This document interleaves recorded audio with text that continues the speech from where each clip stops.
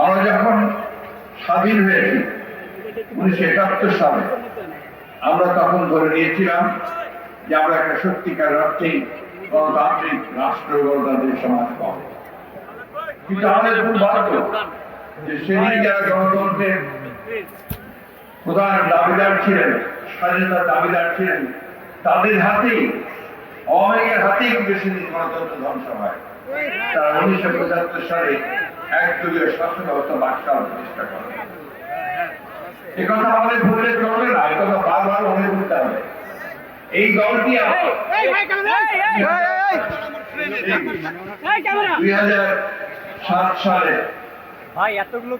নির্বাচন 8 সালে হওয়ার পরে, রাষ্ট্র ক্ষমতায় আসার পরে অত্যন্ত সুপরিকল্পিত ভাবে তারা গণতন্ত্রকে ধ্বংস করেছে, গণতান্ত্রিক সংঘ প্রতিষ্ঠানগুলোকে ধ্বংস করেছে এবং বারবার ছাত্র জনতার যে সংগ্রাম, সেই সংগ্রামকে দমন করবার জন্য অত্যাচার, নির্যাতন, নিপীড়ন, খুন, হত্যা, খুনের আশ্রয় নিয়ে তারই ফলশ্রুতি হিসাবে আজকে আমরা এখানে দেখতে পাচ্ছি যে বিগত জুলাই ম্যাসাকার, তারও পূর্বে 16 বছর ধরে এই দেশের মানুষ, এই দেশের গণতান্ত্রিক মানুষ তারা লড়াই করেছে, সংগ্রাম করেছে, প্রাণ দিয়েছে, ত্যাগ শিখেছে। আমি অভিবাদন জানাই, সেলুট জানাই এই গণতান্ত্রিক আন্দোলনে সবচেয়ে সেই সমস্ত শহীদদেরকে যারা তাদের প্রাণ বিসর্জন দিয়েছে। আমি অভিবাদন জানাই আমাদের সামনে যে সমস্ত ভাইয়ের আহত হয়েছেন, পঙ্গু হয়েছেন তাদেরকে। আমি অভিবাদন জানাই, সেলুট জানাই গণতন্ত্রের আপোষী নেত্রী, দেশনেত্রী বেগম খালেদা জিয়াকে, তিনি কোনদিন গণতন্ত্রের প্রশ্নে কোনো আপোষ করেননি, মাথার মান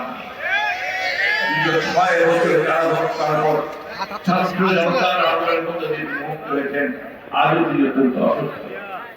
আমি অভিবাদন জানাই আমাদের ভারপ্রাপ্ত চেয়ারম্যান জনাব তারেক রহমানকে, যিনি মিথ্যা মামলায় নির্বাচিত হয়ে বিদেশের থেকেও এই দীর্ঘ বছরগুলোতে এখানে গণতন্ত্রের সংগ্রাম করেছেন, সহযোগিতা করেছেন, নেতৃত্ব দিয়েছেন। প্রিয় বন্ধুগণ, আজকে আমরা সবাই বলছি যে আমরা স্বাধীন হয়েছি, হয়তো স্বাধীন হয়েছি, হয়তো হয়েছি এখনো চতুর্দিকে নাগিনীরা সবাই বিশ্বাস, সেই তাদের চক্রান্ত তারা বিভিন্ন ভাবে ছড়াচ্ছে এবং আমাদেরকে বিভক্ত করবার চেষ্টা করে। আজকে আমাদের যেটা প্রয়োজন সবচেয়ে বেশি, তা হচ্ছে আমাদেরকে ঐক্য নিয়ে আমরা দীর্ঘ 16 বছর লড়াই করেছি, সেই ঐক্যকে অটুট রাখা এবং কোনোমতেই তাদের চক্রান্তে পা না দেওয়া। আমি বিএনপি নেতা কর্মী ভাইদেরকে আমার আন্তরিক ধন্যবাদ জানাই যে তারা শত প্রলোভনের মধ্য দিয়ে, উস্কানির মধ্য দিয়ে তারা শান্ত থেকেছেন এবং তারা এই দেশকে রক্ষা করার জন্য তারা কাজ করে যাচ্ছে।